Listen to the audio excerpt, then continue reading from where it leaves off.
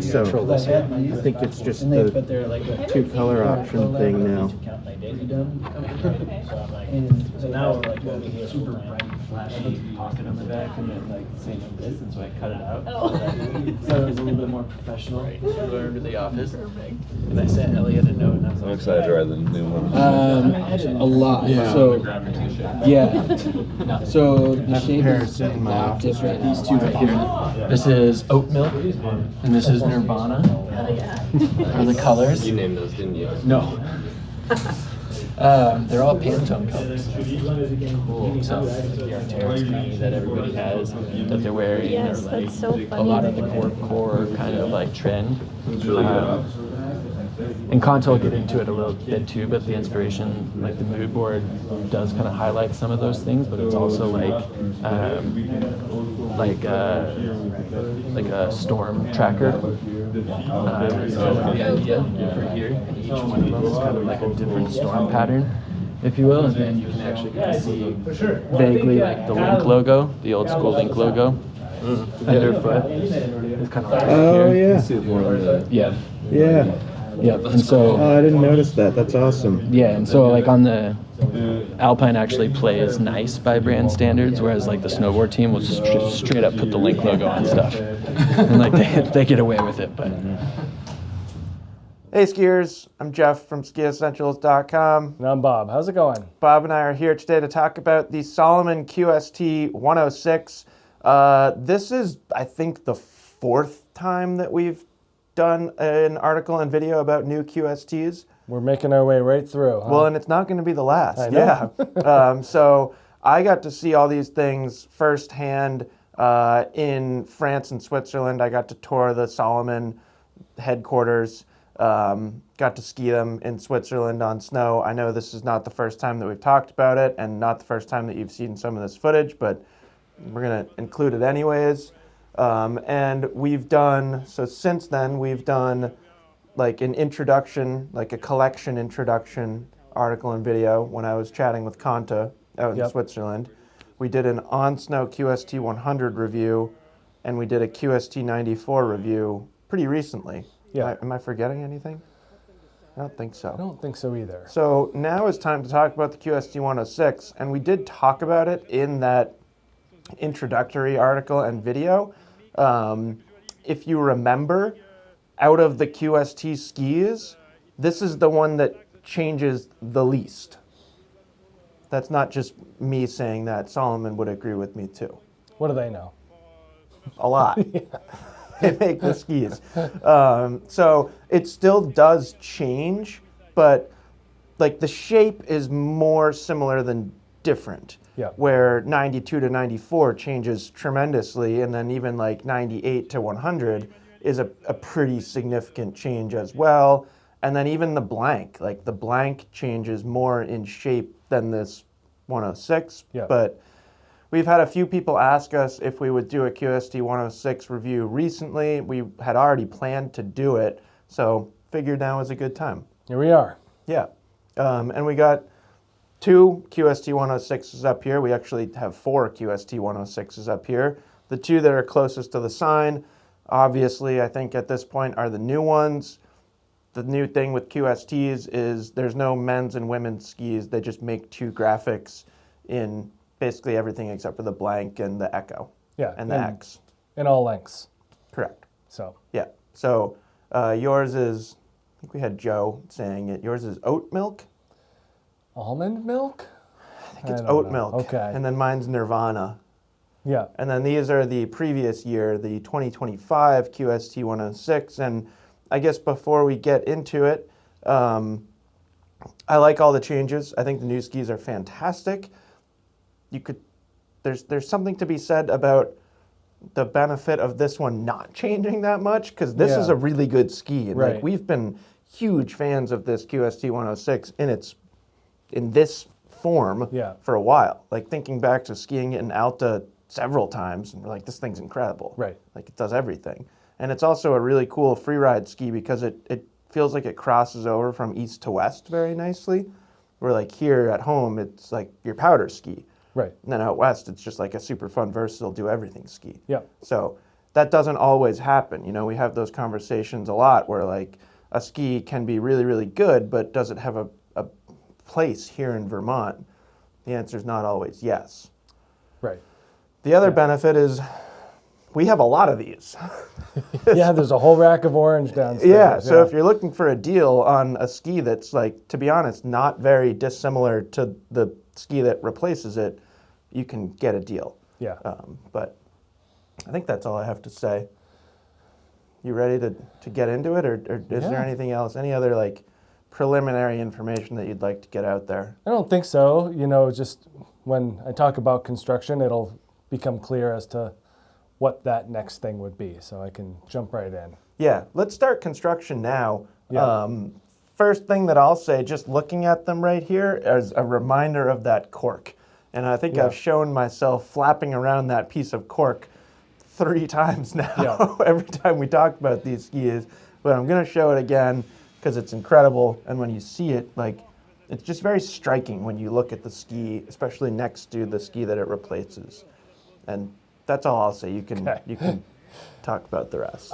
Basically, and from like a QST model line perspective, they all feature the same build, which is a new thing for this year. Yeah. The QST 92 was kind of the outlier before, but now there's a lot more cohesion from narrow to wide within the QST line. So this will be kind of repetitive, but still important. And I think the cork is kind of the bigger difference here for sure. Yeah. Still dealing with a full poplar wood core. They do move from CFX, carbon flax stringers in the orange ski, to basalt fibers in the new ski. So that's a difference for sure. And it kind of helps quiet the ski a little bit more. I think that's one of the things that Salomon really kind of hooked into was the use of basalt embedded in that fiberglass. First thing I noticed. Yeah. Is that it's quieter. Yeah. And then your cork, you can kind of tell from here, this is more of a blocky sense of cork in the tips and in the tails. You can kind of see where the cork went in these orange skis, whereas that new laminate is more horseshoe shaped. Yeah, and like a little longer too. Yeah, and comes down almost to like where, almost to a contact point here. Yeah. And because it's not just a blocky sense of cork in the front, that allows those basalt fibers in the wood core to extend further into the ski, and that holds true in the tail as well, with the cork being more rounded and going around the ski as opposed to taking up the square part of the middle.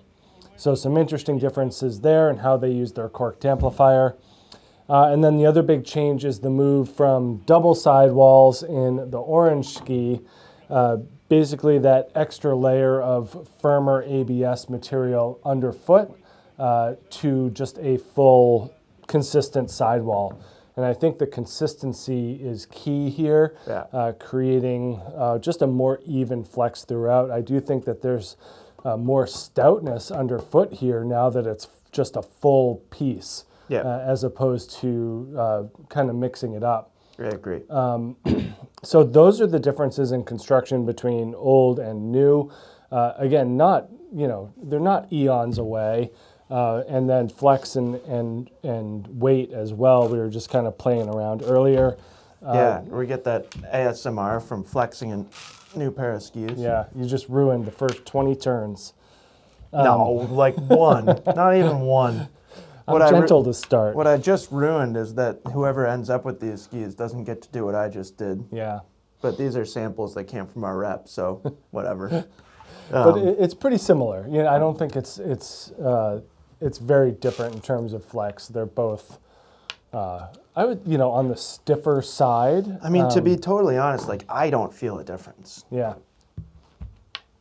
It's like they're both on the stiffer side. Yeah. No, you're right. A little bit more. A little softer. Yeah. Tiny bit. But it's like, it's really interesting because it's quieter and smoother. Yeah. So it's like, it doesn't matter. Right. For performance, it does matter. All of these things matter.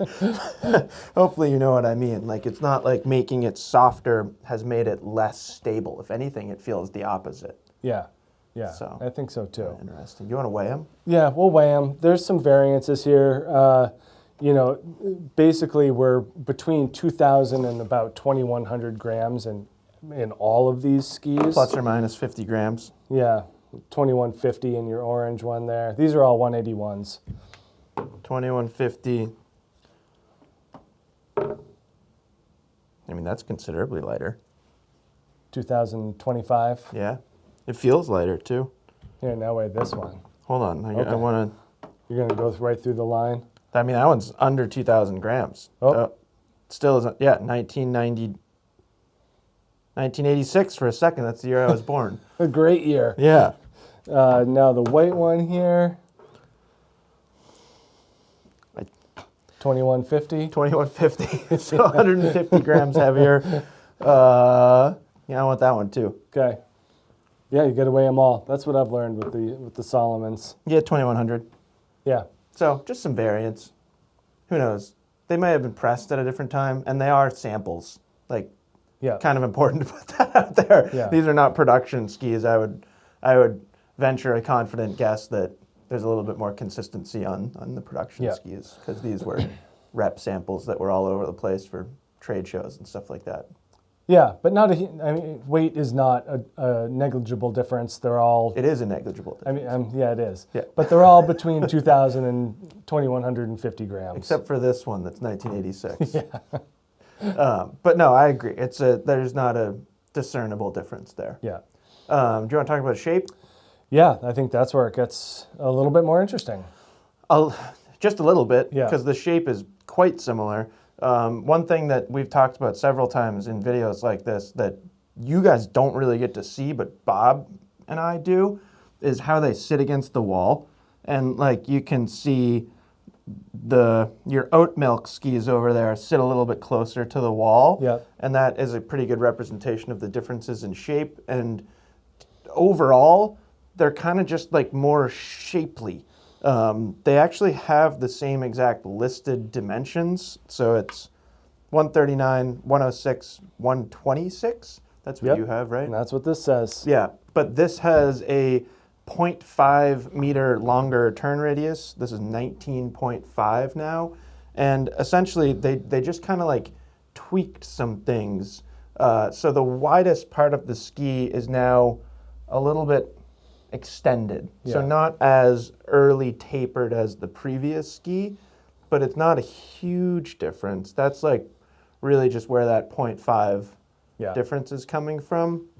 And then you had kind of a fun exercise here where if you put them together, you can really feel where the new ski is a little narrower.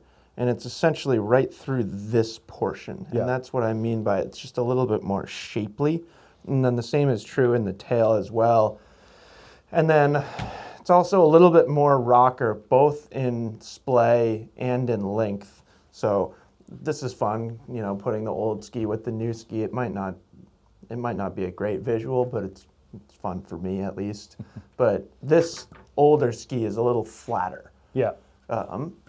I do want to, we'll put both new skis together just Yeah. to really give a sense. So This is Yeah. the visual for me that really tells. And again, totally, doesn't- I did that.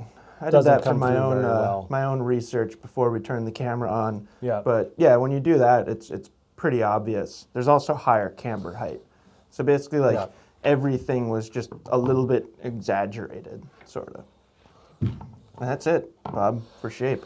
Yeah. More similar than different, which I don't know that you can say about the other QSTs. From a numbers perspective, yeah, but now it's kind of bringing some other skis into the fold, and are we entering more of a free ride twin tip shape with this new 106 I don't versus more of a directional shape in the orange? I don't think so. But we're moving that way. Yeah. I wouldn't go so far as to say, all right, like now we're directly competing with a Dynastar M-Free 108. No, unlike the QST 100. Like the QST 100 gained enough rise in the Yeah. tail that it does feel like it shifted enough in that direction Yeah. that now you can compare it to some different skis. Like Yeah. M-Free 100 is a great QST 100 comparison, Yeah. where M-Free 108 is not a great QST 106 comparison. Yeah. Or you can compare it to it, but they're not similar. Right. So that's it. I skied these. I actually don't know if I skied them first because the rep dropped off a pair as I was leaving for France and Switzerland, and then Matt skied them a ton.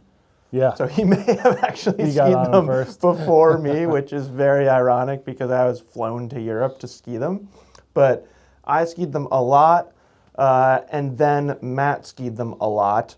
And in that light, we thought we would do this similar to how we've done some other videos where Bob brought some questions and he's going to ask me those questions and then you're going to ask Matt those questions. Yep. You ready for some questions? Yeah. Not too many questions. That's fine. We can keep it a little bit more open-ended. I think that there's no mistaking this as not an on-piste focused ski, not a front-side ski. So I think it's fair to... Yeah, I don't think we need to split on-piste, off-piste, No. because it's like, there will be footage of on-piste, Yeah. but let's just talk about it in totality.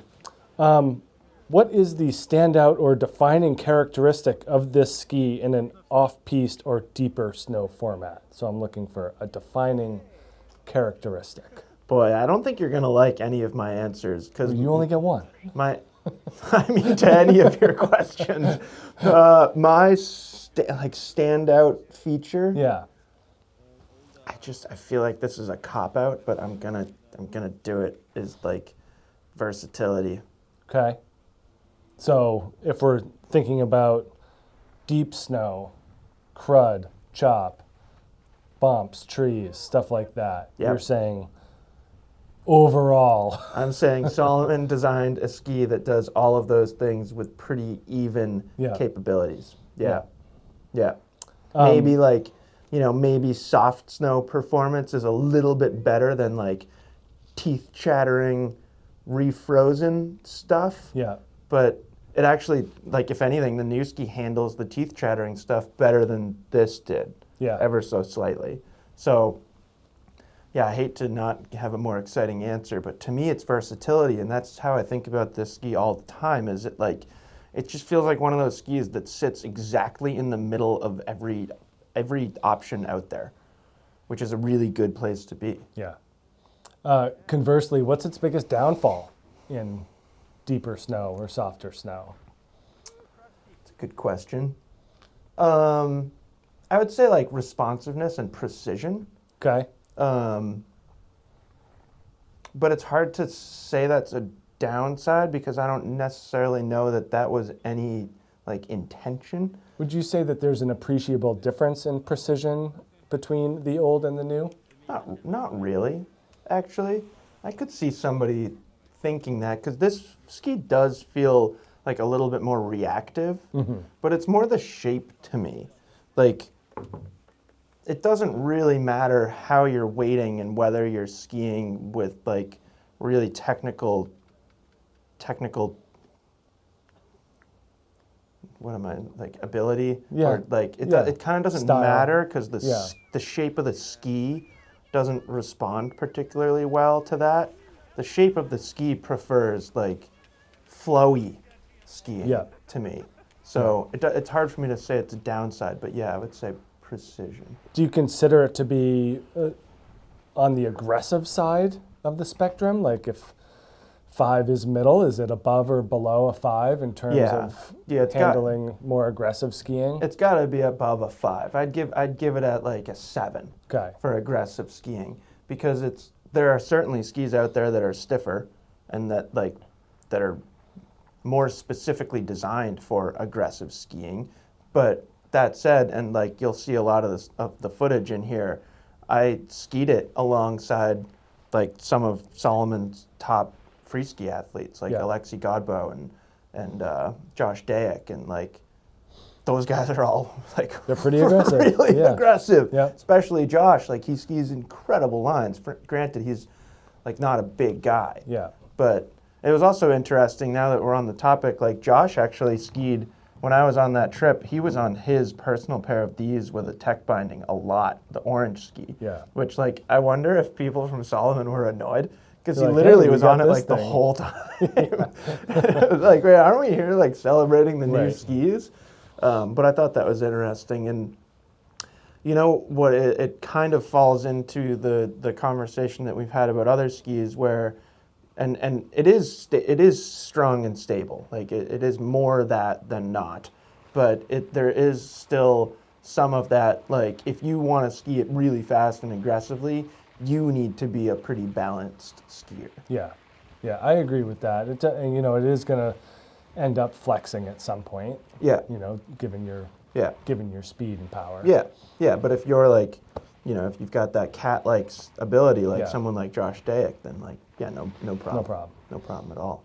It also, like, I don't want to speak for any of them, and this may not be true at all, but on that trip, just like seeing the skis that the Salomon athletes were deciding to ski, I kind of got the impression that like this is the favorite ski Yeah. of Salomon free ski athletes. And again, like I could be completely wrong, but I thought that was cool. Yeah. That like gather up a bunch of the best freeride skiers in the world and like they all love this thing. Yeah. So Thinking back 2 years ago to our trip to Alta, you Yeah. skied on this orange ski. 2 years ago. 2 years ago. Yeah, Last year. thank you. Last year. Got it. I'm with you. How different would your Alta experience have been if you were on the 2026 version? It's hard for me to say it would have been any different at all. That's fine. Because Yeah. we were skiing pretty deep, soft deep snow. snow.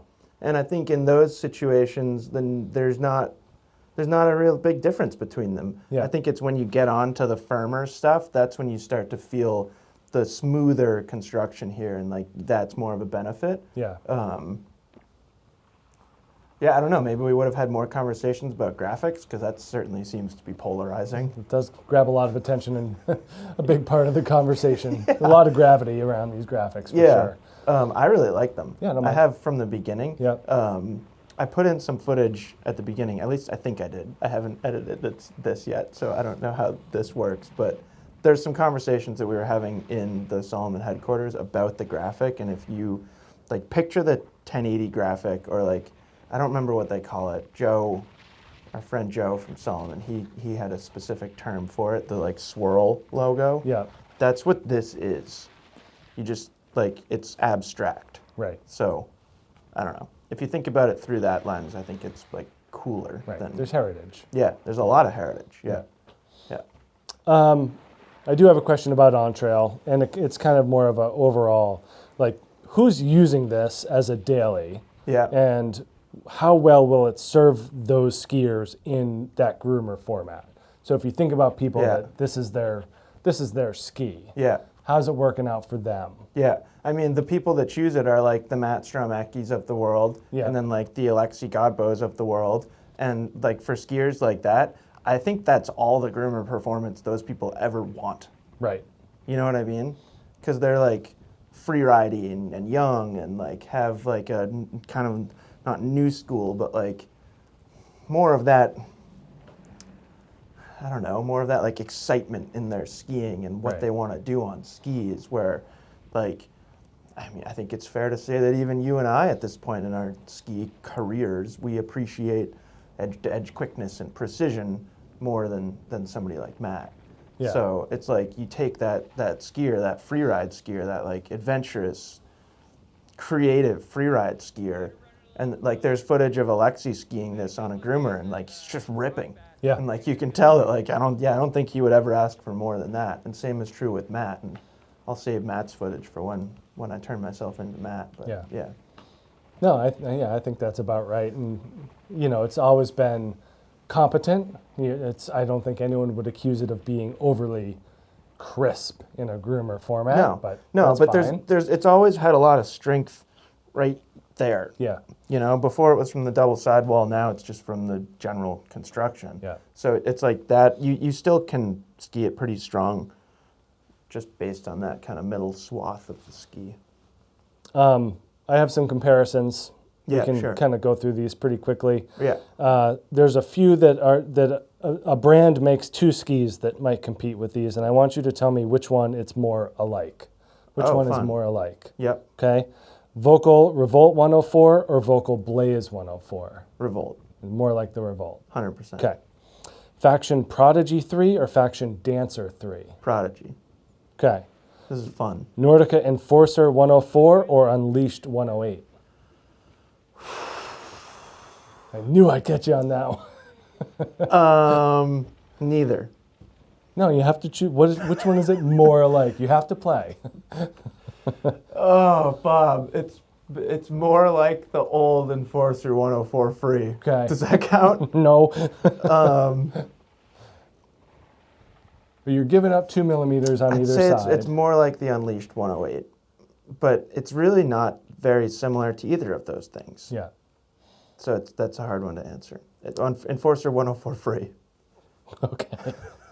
And I believe I've said that before. Now we're going to go interbrand. Okay. So is Perfect. it more like a DPS Whaler 107 or an Atomic Maverick 105 CTI? Maverick 105 CTI. Okay. Is it more like an Armada ARV 106 or a Line Optic 104? ARV 106. Okay. But that's a really good one because it's actually quite similar to both of those skis. Yeah. No, I think so too. Is it more like a K2 Mindbender 106C or a Fisher Ranger 108? That's a really good one too. It's like a crisper Ranger 108. So I want to say Ranger 108. More than But that's 106C. like we've both found that the Ranger 108 like has a tendency to wander Yeah. and just likes to go straight. They share similar characteristics in some situations, but this ski has a lot more like roundness Yeah. to what it wants to do.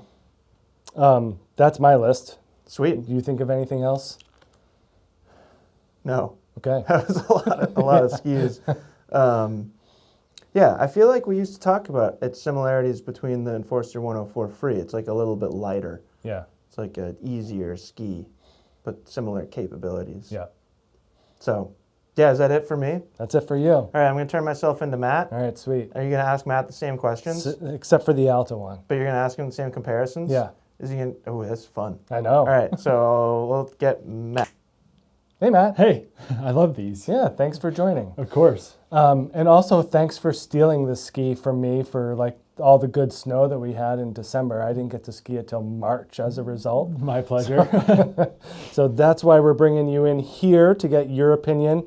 And I'm going to ask you similar questions that I asked Jeff, and they're kind of open-ended so we can have, somewhat of a discussion based on them. But you got more of the Stowe, Vermont winter experience on these than he got the European Alp experience. Sure. And fortunately, you got some really good days on these skis. Totally. It was the perfect use case Yeah. scenario for these. That was pretty much exactly what I think they're designed for. Yeah. And it was an easy decision to steal them because even before working here, this was my ski. Right. I've had QSTs for years. Yeah. So I bet it came as no shock that I stole them.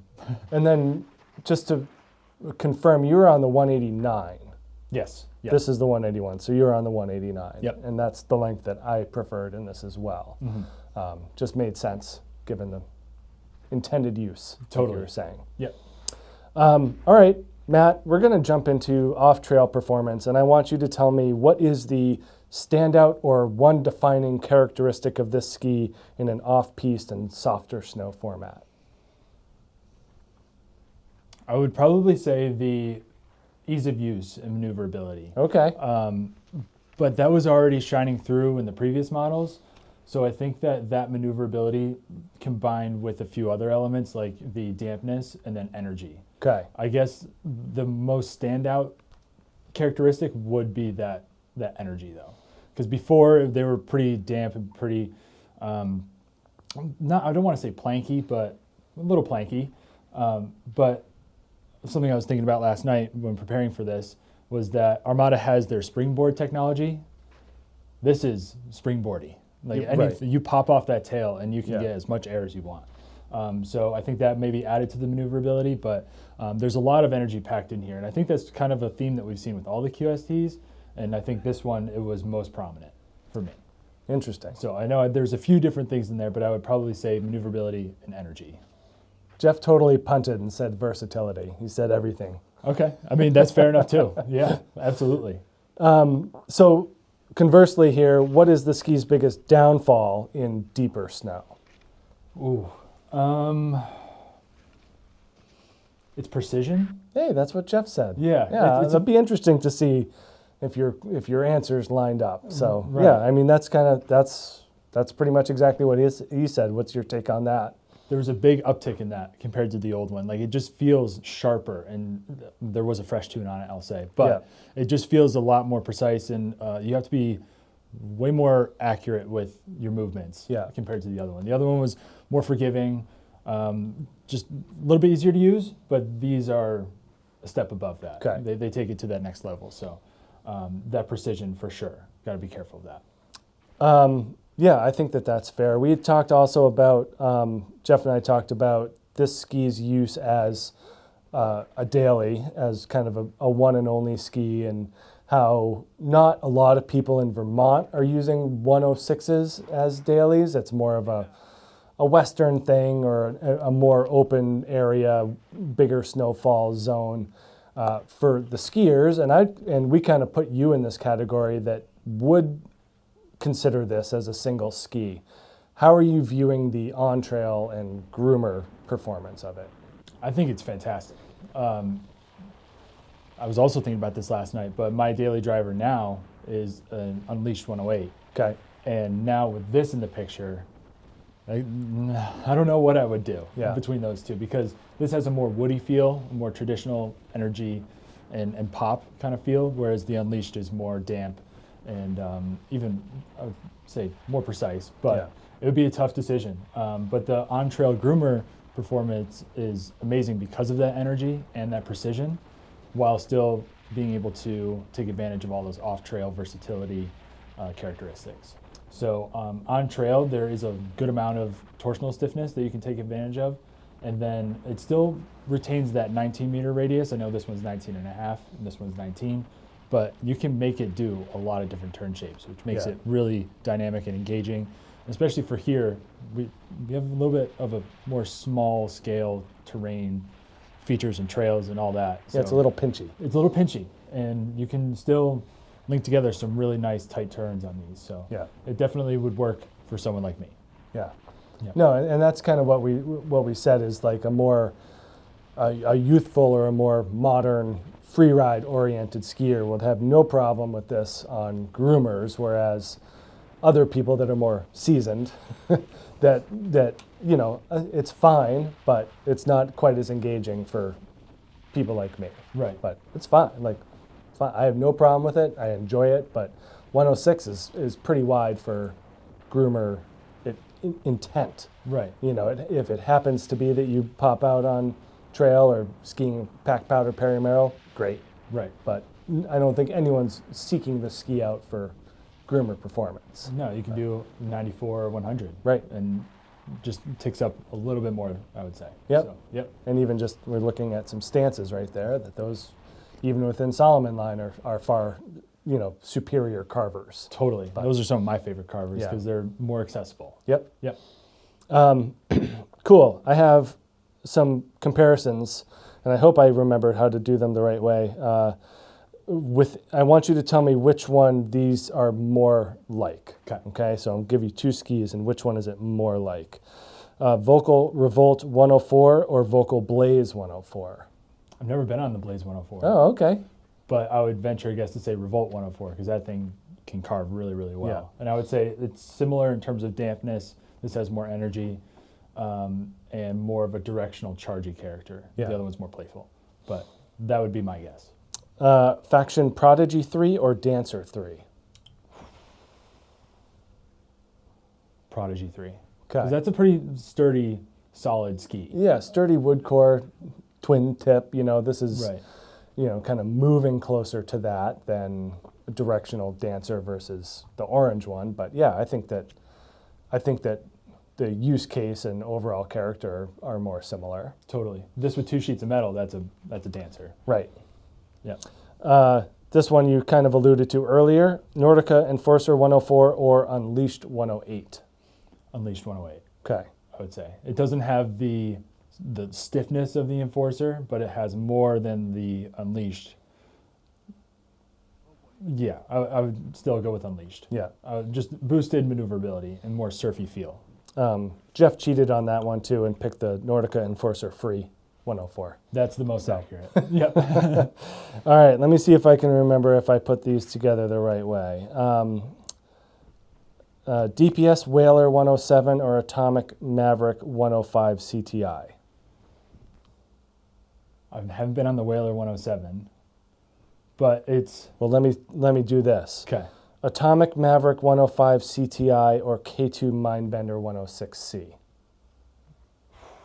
Maverick 105. Okay. Has that kind of charginess and precision of the Maverick. The Mindbender is more loose. Okay. Yep.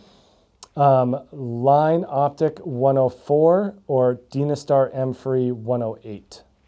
M3 108. Okay. My theory is that this is moving closer to an M-Free 108. Totally. That yeah. just the increase in camber and dramatic rocker, I think it's putting it closer to there. Totally. I don't know if you've skied these other ones, so I'm going to leave those off. But can you think of any other comps of this 106? Kind of in that free ride realm. I mean, you know, you could talk about new Head Core 106. That would be very, very close, I think. Yeah. Paragon 107 if it had more tail rocker. Yeah.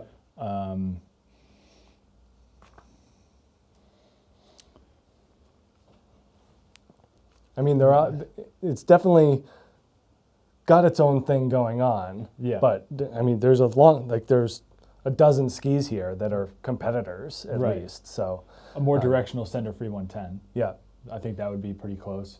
A more maneuverable Sender 106 Ti. yeah, Um,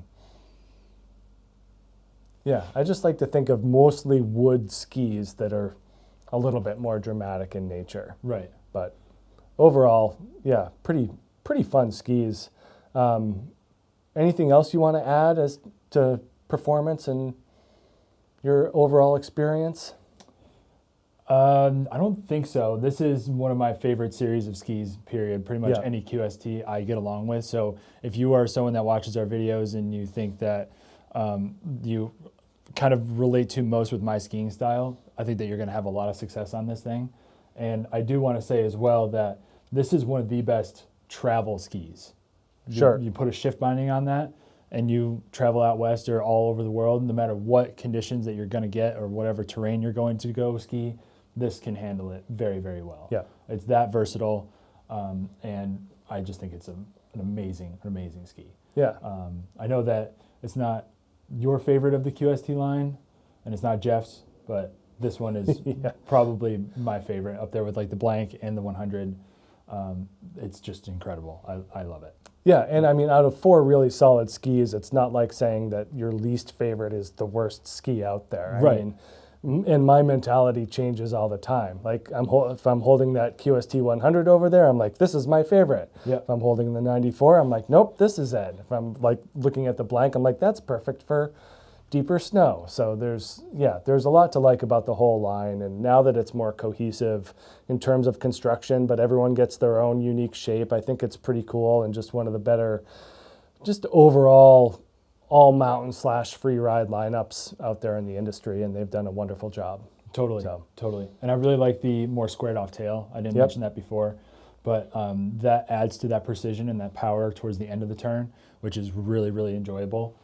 Something that was lacking in the previous version. So again, more of a refinement in that respect. Yeah. But it does feel like a whole new ski. Cool. Yeah.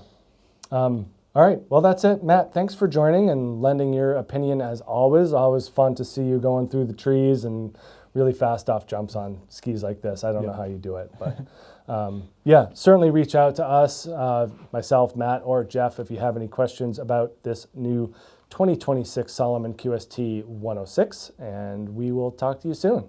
Bye.